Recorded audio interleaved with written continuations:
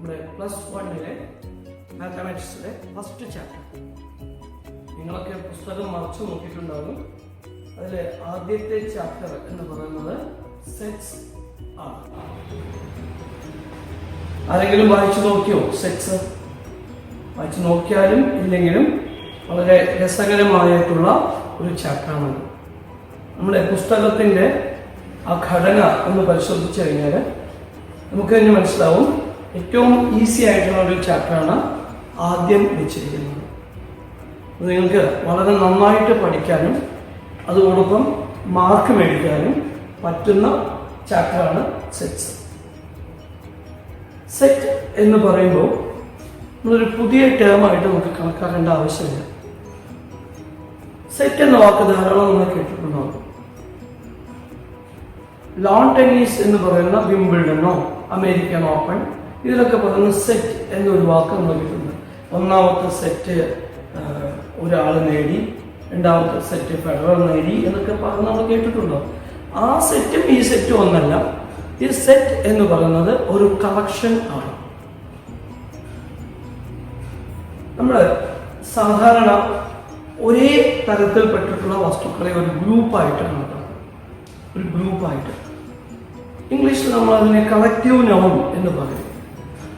Collective നൗണിന് ഉദാഹരണം പറയുന്നത് അനിമൽസിൻ്റെ അല്ലെങ്കിൽ മൃഗങ്ങളുടെ ഒരു കൂട്ടത്തിന് ഹേർഡ് ഓഫ് അനിമൽസ് എന്ന് പറയും. അതുപോലെ ഫ്ലീറ്റ് ഓഫ് ഷിപ്സ്, അതുപോലെ army of soldiers, bunch of trees, bouquet of flowers, ഇതെല്ലാം കളക്റ്റീവ് നൗണിന് ഉദാഹരണമാണ്. കളക്ഷൻ എന്ന് പറയുന്നത് ഒരേ തരത്തിൽപ്പെട്ടിട്ടുള്ള വസ്തുക്കളുടെ കൂട്ടത്തിനെയാണ്. ഒരേ തരത്തിൽപ്പെട്ട വസ്തുക്കൾ. ഇത് തന്നെയാണ് നമ്മൾ മാത്തമാറ്റിക്സിലും സെറ്റ് ആയിട്ട് പറയുന്നത്, വിത്ത് എ ലിറ്റിൽ ഡിഫറൻസ്. എന്താണ് ഡിഫറൻസ് എന്ന് നമുക്ക് നോക്കാം. നമ്മളൊരു കൂട്ടം എന്ന് പറയുമ്പോൾ നമ്മൾ പറയാറുണ്ട് മലയാളത്തിലെ ഒരു കൂട്ടം കുട്ടികള്, ഒരു സംഘം ആളുകള്, ഒരു പറ്റം കള്ളന്മാർ, അല്ലെങ്കിൽ ഒരു പറ്റം ആടുകൾ, ഇതെല്ലാം ധാരാളം ഉപയോഗിക്കുന്ന വാക്കുകളാണ്. ഒരു കുലപ്പൂവ്, താക്കോൽ കൂട്ടം, ഇതെല്ലാം നമ്മൾ ധാരാളം ഉപയോഗിക്കുന്ന വാക്കുകളാണ്. താക്കോൽ കൂട്ടം എന്ന് പറയുമ്പോൾ ആ കൂട്ടത്തില് താക്കോലല്ലാതെ വേറൊന്നും ഉണ്ടാവില്ല.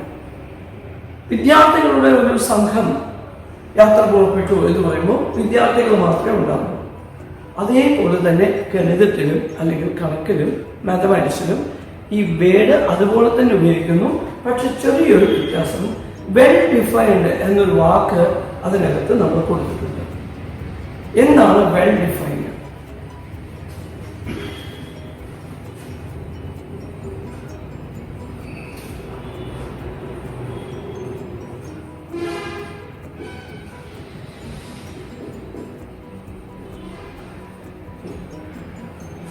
വെൽ ഡിഫൈൻഡ് എന്ന് പറയുമ്പോൾ മലയാളത്തിൽ നമ്മൾ പറയുകയാണെങ്കിൽ വ്യക്തമായി നിർവചിച്ചിട്ടുള്ളത്, അതാണ് വെൽ ഡിഫൈൻഡ്. വ്യക്തമായി നിർവചിച്ചിട്ടുള്ളത് എന്ന് പറയുമ്പോൾ നമ്മൾ സെറ്റ് തിയറിയിൽ അതിന് പറയുന്നത് ഒരു പ്രത്യേക വസ്തു ആ ഗ്രൂപ്പിൽ പെടുമോ ഇല്ലയോ എന്ന് സംശയരഹിതമായി പറയാൻ പറ്റും. അതായത് a particular object can be included or not എന്ന് നമുക്ക് we can say that ഡൗട്ട്ലെസ്ലി.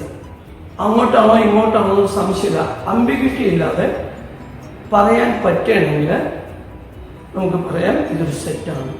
So set is defined as a well-defined collection of objects. A well-defined collection of objects. അതിനെയാണ് നമ്മൾ സെറ്റ് എന്ന് പറയുന്നത്. എന്താണ് സെറ്റ്സ്? മാത്തമാറ്റിക്സിലെ സെറ്റ്സ് എന്ന് നമുക്ക് നോക്കാം. നമ്മൾ പറഞ്ഞു കളക്റ്റീവ് നൗണായിട്ട് നമ്മുടെ ഭാഷയിൽ അല്ലെങ്കിൽ കമ്മ്യൂണിക്കേഷന് ഉപയോഗിക്കുന്ന ഒരു വാക്കാണ് sets. A set of animals എന്നൊക്കെ പറഞ്ഞ പോലെ പ്രത്യേകം വാക്കുകൾ പറയുമ്പോഴാണ് നേരത്തെ നമ്മൾ ഡിസ്കസ് ചെയ്ത ഹെർഡ് ഓഫ് അനിമൽസ് എന്നും ആർമി ഓഫ് സോൾജേഴ്സ് എന്നും ഫ്ലീറ്റ്സ് ഓഫ് ഷിപ്സ് എന്നൊക്കെ പറയുന്നത്. എങ്കിലും പൊതുവായിട്ട് കോമൺ ആയിട്ട് യൂസ് ചെയ്യുന്നത് സെറ്റ് എന്നാണ്. Okay, what is set in mathematics? Mathematics set എന്ന് പറയുന്നത് A well defined collection of objects. A well defined collection of objects. A collection of objects ആണ് സെറ്റ്. പക്ഷേ ഒരു വേർഡ് അല്ലെങ്കിൽ 2 വേർഡ്സ് വെൽ ഡിഫൈൻഡ് എന്നത് ഇതിൽ ഇൻക്ലൂഡ് ചെയ്തിട്ടുണ്ട്. സോ നമുക്ക് സ്ട്രെയിഞ്ച് ആയി തോന്നുന്ന ഒരു ഫ്രേസ് വെൽ ഡിഫൈൻഡ് ആണ്. നമുക്കൊന്ന് പരിശോധിക്കാം എന്താണ് വെൽ ഡിഫൈൻഡ്. വെൽ ഡിഫൈൻഡ് എന്ന് പറയുമ്പോൾ വ്യക്തമായി നിർവചിച്ചിട്ടുള്ളത്. വ്യക്തമായി നിർവചിച്ചിട്ടുള്ളത്. അപ്പൊ എന്താണ് വ്യക്തമായിട്ട് നിർവചിക്കുക അല്ലെങ്കിൽ വെൽ ഡിഫൈൻഡ് എന്ന് പറഞ്ഞാൽ ഒരു ഗ്രൂപ്പില് ഒരു പ്രത്യേക വ്യക്തി അല്ലെങ്കിൽ ഒരു പ്രത്യേക ഒബ്ജക്റ്റ് ഇൻക്ലൂഡ് ചെയ്യോ ഇല്ലയോ എന്ന് നമുക്ക് പറയാൻ പറ്റണം. ഡൗട്ട്ലെസ് ആയിട്ട് പറയാൻ പറ്റണം. ഒരു എക്സാമ്പിൾ പറയുകയാണെങ്കിൽ സെറ്റ് ഓഫ് അഗ്രികൾച്ചറൽ ഇംപ്ലിമെന്റ്സ് അല്ലെങ്കിൽ അഗ്രികൾച്ചറൽ ടൂൾസ്, അതിൽ ഈ പേന ഉൾപ്പെടുത്താൻ പറ്റില്ല. അതേസമയം നമുക്കറിയാം ഒരു ട്രാക്ടർ എന്നത് അതിൽ ഉൾപ്പെടുകയും ചെയ്യും. അതുപോലെ നമുക്കറിയാം മലയാളത്തിലെ നോവൽസ് എടുക്കുകയാണെങ്കിൽ ധാരാളം നോവലുകൾ മലയാളത്തിലുണ്ട്, മലയാള ഭാഷയിൽ എഴുതപ്പെട്ടിട്ടുണ്ട്. അതിലിപ്പം ഒരു ഉദാഹരണം പറയുകയാണെങ്കിൽ രണ്ടിടങ്ങഴി എന്ന തകഴിയുടെ പുസ്തകം, ആ നോവൽ ഇൻക്ലൂഡ് ചെയ്യാൻ പറ്റുമോ പറ്റില്ല? നമുക്കറിയാം രണ്ടിടങ്ങഴി എന്ന് പറയുന്നത് നോവലാണ്, മലയാള ഭാഷയിൽ എഴുതപ്പെട്ട പുസ്തകമാണ്, അതുകൊണ്ട് അത് ഇൻക്ലൂഡ് ചെയ്യാം എന്ന് പറയാം. അതേസമയം നമ്മൾ മറ്റൊരു പുസ്തകം, ഒരു ലേഖന സമാഹാരം എടുക്കുകയാണെങ്കിൽ അല്ലെങ്കിൽ ഒരു യാത്രാ വിവരണം എടുക്കുകയാണെങ്കിൽ അതിനകത്ത് ഇൻക്ലൂഡ് ചെയ്യാൻ പറ്റില്ല എന്ന് നമുക്ക് ഡൗട്ട്ലെസ് ആയിട്ട് പറയാൻ പറ്റും. അതുകൊണ്ട് തന്നെ വെൽ ഡിഫൈൻഡ് എന്ന് പറഞ്ഞാൽ ഒരു പ്രത്യേക ഒബ്ജക്റ്റ് അല്ലെങ്കിൽ ഒരു പ്രത്യേക വസ്തു ഒരു ഗ്രൂപ്പിലെ ഇൻക്ലൂഡ് ചെയ്യാൻ പറ്റുമോ പറ്റില്ലയോ എന്ന് ഡൗട്ട്ലെസ് ആയിട്ട് നമുക്ക് പറയാൻ പറ്റും. അങ്ങനെ വരുമ്പോൾ അതിനെ സെറ്റ് എന്ന് പറയും. ഇപ്പോൾ എക്സാമ്പിൾ പറയുകയാണെങ്കിൽ AEIOU എന്ന സെറ്റ് ഓഫ് വവൽസ്, നമുക്കറിയാം സെറ്റ് ഓഫ് വവൽസ് അത് ഇംഗ്ലീഷ് അക്ഷരമാലയത്തെ ഒരു ഗ്രൂപ്പാണ് അല്ലെങ്കിൽ ഒരു സെറ്റാണ്. അതിൽ ഞാൻ പറയുന്ന സെറ്റ് ഓഫ് വവൽസ് എന്ന് പറയുമ്പോൾ നിങ്ങൾ മനസ്സിലാക്കാൻ വരുന്നത് AEIOU എന്നാണ് ഓർമ്മ വരുന്നത്. ഞാൻ ചോദിക്കുകയാണ്, can we include I in that set? നിങ്ങൾ പറയും യെസ് എന്ന് പറയും. Can we include D in that set? No, we cannot, because D is not a vowel. It is a consonant. അതുകൊണ്ട് അത് vowel അല്ല, അതുകൊണ്ട് അതിനെ ഇൻക്ലൂഡ് ചെയ്യാൻ പറ്റില്ല എന്നൊക്കെ ക്ലിയർ ആയിട്ട് പറയാൻ പറ്റും. മാത്തമാറ്റിക്സിൽ നമുക്ക് എടുക്കുകയാണെന്ന് വെച്ചാൽ നമ്മൾ ചോദിച്ച സെറ്റ് ഓഫ് ഹോൾ നമ്പേഴ്സ് എന്ന് പറയും. Set of whole numbers starts from 0, then 1, 2, 3, etc. up to infinity. നമുക്കറിയാം സെറ്റ് ഓഫ് ഹോൾ നമ്പേഴ്സ്. അപ്പോൾ ചോദിക്കുകയാണ് 17 can be included in this set? പറയാൻ പറ്റും, yes, we can say 17 can be included in that set. 1/2 can be included in that set? No, we can say 1/2 is a fraction, so it cannot be included in that set. So ഏതൊരു വസ്തു അല്ലെങ്കിൽ number, നമ്മൾ mathematics ആകുമ്പോൾ നമ്പേഴ്സും അതുപോലെ തന്നെ mathematics idea ഉള്ള കാര്യങ്ങൾ മാത്രമാണ് ഡിസ്കസ് ചെയ്യുന്നത്, കോമൺ ലൈഫിലെ അല്ല ഡിസ്കസ് ചെയ്യുന്നത്. അതുകൊണ്ട് തന്നെ 1/2 എന്ന നമ്പറിനെ കുറിച്ച് ചോദിക്കുമ്പോൾ 1/2 ഈ സെറ്റ് ഓഫ് ഹോൾ നമ്പേഴ്സ് പെടുത്താൻ പറ്റില്ല, because it is a fraction എന്ന് നമുക്ക് പറയാൻ പറ്റും.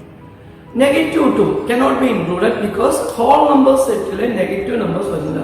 Since it starts from 0, അതുകൊണ്ട് അതും ഇൻക്ലൂഡ് ചെയ്യാൻ പറ്റില്ല എന്ന് പറയാം. അപ്പോൾ ഈ വെൽ ഡിഫൈൻഡ് എന്ന് പറഞ്ഞാൽ ഒരു പ്രത്യേക ഒബ്ജക്റ്റ് അല്ലെങ്കിൽ ഒരു പ്രത്യേക നമ്പർ അല്ലെങ്കിൽ സംതിങ് ലൈക്ക് ദാറ്റ്. അത് can be included or not എന്ന് ക്ലിയർ കട്ടായിട്ട് ഡൗട്ട്ലെസ് ആയിട്ട് സംശയരഹിതമായിട്ട് നമുക്ക് പറയാൻ പറ്റും. നമ്മൾ ചിന്തിക്കുന്നത് അങ്ങനെ അല്ലാത്ത കേസുകളുണ്ടോ? നമ്മൾ ഡിസ്കസ് ചെയ്ത് നമുക്ക് കൃത്യമായിട്ട് പറയാൻ പറ്റുന്നുണ്ട്.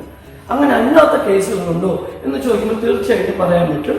നമ്മുടെ വീടിനടുത്ത് നല്ല ബുദ്ധിയുള്ള ആളുകളുടെ ഒരു ഗ്രൂപ്പ്, എന്ന് പറയുമ്പോൾ നമ്മൾ എങ്ങനെയാണ് ബുദ്ധി അളക്കുന്നത്? ഐക്യം എന്നൊക്കെ പറയുമെങ്കിൽ കൂടി നമ്മൾ അതങ്ങോട്ട് അംഗീകരിച്ചു കൊടുക്കൂ. ഒരു പർട്ടിക്കുലർ രാമകൃഷ്ണൻ എന്നൊരാള് ബുദ്ധിയുള്ള ഒരാളാണ് എന്ന് പറയുമ്പോൾ രാമകൃഷ്ണന്റെ ഫ്രണ്ട്സ് പറയും ശരിയാണ്, പക്ഷെ രാമകൃഷ്ണന്റെ ഫ്രണ്ട്സ് അല്ലാത്തവർ പറയും വി കനോട്ട് ഇൻക്ലൂഡ് രാമകൃഷ്ണൻ, അത്ര ബുദ്ധിയൊന്നും ഇല്ല അവർക്ക് എന്ന് പറയും. അപ്പൊ ഈ ബുദ്ധി എന്ന് പറയുന്നത്, ബുദ്ധിയുള്ള ആള് എന്ന് പറയുന്നത് ഒരു വെൽ ഡിഫൈൻഡ് ടേം അല്ല. അതുപോലെ തന്നെ ഒരു 2019 ഉള്ള മലയാള സിനിമകളുടെ ഇൻട്രസ്റ്റിംഗ് ആയിട്ടുള്ള മലയാളം മൂവീസ് എന്ന് പറയുമ്പോൾ ഒരു പർട്ടിക്കുലർ മൂവി എടുത്തു കഴിഞ്ഞാൽ അതൊരു പർട്ടിക്കുലർ ഗ്രൂപ്പ് ഓഫ് സ്പെക്ടേറ്റേഴ്സ് അല്ലെങ്കിൽ കാണികൾക്ക് അത് വളരെ താല്പര്യം ഉണ്ടാവും. നല്ല രസമുള്ളൊരു സിനിമയാണ്, അതെനിക്ക് വളരെ ഇഷ്ടമായിരുന്നു. പക്ഷെ അത് ഇഷ്ടമല്ലാത്ത വേറൊരു ഗ്രൂപ്പ് ഉണ്ടാവും, അത് ഒട്ടും ഇൻട്രസ്റ്റിംഗ് അല്ല എന്ന് പറയും. അപ്പൊ ഇൻട്രസ്റ്റിംഗ് എന്ന് പറയുന്നത് സബ്ജക്റ്റിവിറ്റി ഉള്ള, അതായത് അത് ഇൻട്രസ്റ്റിംഗ് എന്ന് പറയുമ്പോൾ നമുക്ക് വെൽ ഡിഫൈൻഡ് എന്ന് പറയാൻ പറ്റില്ല. സബ്ജക്റ്റിവിറ്റി എന്ന് പറയുമ്പോൾ അതാവാം മറ്റേതും ആവാം എന്ന് പറയുന്ന, ഇങ്ങനെയാവാം അങ്ങനെയാവാം എന്ന് പറയുന്നതാണ് സബ്ജക്റ്റിവിറ്റി വരുന്നത്. ഒബ്ജക്റ്റിവിറ്റി എന്ന് പറഞ്ഞാൽ അത് ക്ലിയർ ആണ്, അങ്ങനെ ആയി പറ്റൂ, അല്ലാണ്ട് വേറൊരു ചോയ്സ് ഇല്ല. ഇവിടെ സബ്ജക്റ്റിവിറ്റി ഉള്ള ഒരു ടേമാണ് നല്ല ഇൻട്രസ്റ്റിംഗ് ആയിട്ടുള്ള സിനിമ, അതുപോലെ ഇൻട്രസ്റ്റിംഗ് ആയിട്ടുള്ള പുസ്തകം, റീഡബിൾ ആയിട്ടുള്ള പുസ്തകം എന്നൊക്കെ പറയുന്നത് നമുക്ക് വെൽ ഡിഫൈൻഡ് ആയിട്ട് പറയാൻ പറ്റില്ല. കാരണം അത് ആപേക്ഷികം ആണ്, റിലേറ്റീവ് ആണ്. എനിക്ക് താല്പര്യമുള്ള, എനിക്ക് ഇൻട്രസ്റ്റിംഗ് ആയി തോന്നുന്ന ഒരു പുസ്തകം മറ്റൊരാൾക്ക് ഇൻട്രസ്റ്റിംഗ് ആയി തോന്നണമെന്നില്ല, അവർക്കത് റാദർ ബോറിംഗ് ആയിരിക്കും. അങ്ങനെ വരുന്ന സമയത്ത് ഇൻട്രസ്റ്റിംഗ് എന്നൊരു വാക്ക് വെൽ ഡിഫൈൻഡ് ആയിട്ട് നമുക്ക് കണക്ക് കൂട്ടാൻ പറ്റില്ല. സോ സെറ്റ്, നമ്മൾ വീണ്ടും ബാക്കിലേക്ക് വരികയാണെങ്കിൽ സെറ്റ് എന്ന് പറയുന്നത് A collection, but it should be well defined. Collection ആണ്, കളക്ഷൻ ഓഫ് ഒബ്ജക്ട്സ് ആണ്, പക്ഷെ അത് വെൽ ഡിഫൈൻഡ് ആയിരിക്കും. നമുക്കറിയാം സെറ്റ് ഓഫ് റെക്ടിലീനിയർ ഫിഗേഴ്സ് എന്ന് പറഞ്ഞാൽ, what is rectilinear figure? Rectilinear figure എന്ന് പറഞ്ഞാൽ നമ്മൾ വരകൾ കൊണ്ട് മാത്രം ഉണ്ടാക്കുന്ന ചിത്രങ്ങൾ, അതാണ് റെക്ടിലീനിയർ ഫിഗർ. ഉദാഹരണത്തിന് triangle, quadrilateral, square, pentagon, octagon, ഇതെല്ലാം റെക്ടിലീനിയർ ഫിഗറാണ്. ഞാൻ ചോദിക്കുകയാണ്, ഒരു ഡെക്കഗൺ എന്നത് 10 സൈഡുള്ള ഒരു പോളിഗണാണ്. ഇത് ഈ ഗ്രൂപ്പിൽ പെടുത്താൻ പറ്റുമോ ഇല്ലയോ എന്ന് പറയുമ്പോൾ നമുക്ക് പറയാം, ഈ ഡെക്കഗൺ എന്ന് പറയുന്നത് 10 സൈഡഡ് ആണ്, and all sides are straight lines or line segments എന്ന് പറയാവുന്നത് കൊണ്ട് that can be certainly included in that particular group, we say particular set. അതേസമയം ഒരു സർക്കിൾ, ഒരു എലിപ്സ് എന്ന് പറയുമ്പോൾ നമുക്കറിയാം, എലിപ്സ് എന്ന് പറഞ്ഞാൽ ഒരു കർവാണ്, അതുപോലെ സർക്കിൾ എന്ന് പറഞ്ഞാൽ ഒരു കർവാണ്. അതുകൊണ്ട് ഇതിനകത്ത് ഇൻക്ലൂഡ് ചെയ്യാൻ പറ്റില്ല എന്ന് നമുക്ക് ഡൗട്ട്ലെസ് ആയിട്ട് പറയാൻ പറ്റും. സോ ഒരു പ്രത്യേക ഒബ്ജക്റ്റ് നമ്മുടെ ഗ്രൂപ്പില് പെടുത്താൻ പറ്റുമോ ഇല്ലയോ എന്ന് ഡൗട്ട്ലെസ് ആയി പറയാൻ പറ്റുകയാണെങ്കിൽ V can say that particular group is A set.